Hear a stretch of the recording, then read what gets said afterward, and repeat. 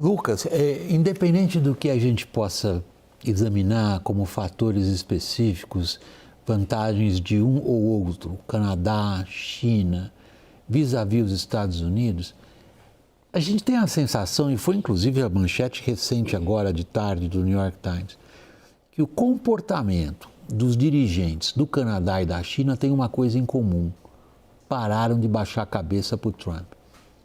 Alguns vão ao ponto, queria ver a sua análise disso, de dizer que chegamos ao momento da inflexão.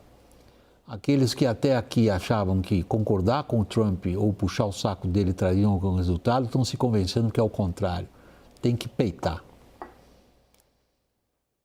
Olha, William, eu não vejo dessa forma, né? Na verdade, tanto a China quanto o próprio Canadá vêm, digamos, retaliando os Estados Unidos desde o começo do ano passado, quando o Trump começou a impor as tarifas, né? Tanto no âmbito do USMCA quanto no 2 de abril, né? Na subsequência, onde ele impõe tarifas para todo mundo, basicamente o mundo inteiro, incluindo aí, cobrindo a China, Brasil, a Europa e etc., né? Fato é que, inexoravelmente, à exceção desses dois países e do Brasil, né, que ainda também não conseguiu negociar na sua relação bilateral comercial com os Estados Unidos, todos os demais países, de alguma forma, acomodaram essa relação, né? Aqui na América Latina, no meu entendimento, só o Brasil ainda carece de uma negociação com os Estados Unidos. O México está negociando, entendo eu, muito bem, né, o seu tratado, o USMCA, né, com os Estados Unidos, e o Canadá vem adotando essa postura um pouco mais confrontativa. Agora, é importante lembrar, William, o Canadá não é a China, né? O Canadá é um país de 2 trilhões de dólares, né? A China é um país, né, de 20 trilhões de dólares, de uma economia de 20 trilhões de dólares, então são ordens de grandeza muito diferentes e poderes geoeconômicos também muito diferentes, né? A China é líder em tecnologias limpas, né? Produtos essenciais, né, para tecnologias do futuro, terras raras. O Canadá não tem esse poder de fogo contra os Estados Unidos.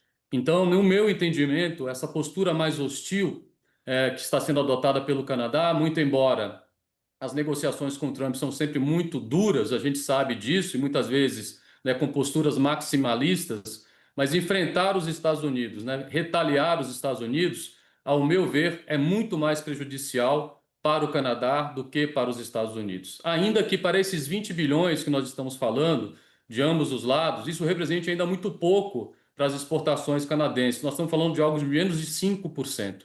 Mas tem um dado importante aí: o Trump já anunciou que vai, a partir de janeiro, tarifar também, né, o comércio automotivo. Se a gente está falando de comércio automotivo, a gente está falando de basicamente 15 a 16% do comércio bilateral, que é altamente integrado em cadeias de suprimentos internacionais, né? Tanto os Estados Unidos com o Canadá, como os Estados Unidos com o México. Então, é muito mais prejudicial, né, de uma forma geral, para o Canadá do que para os Estados Unidos. Na minha visão, o Canadá deveria, a exemplo dos outros países de potências médias, seguir no caminho da negociação, ainda que isso seja muito difícil.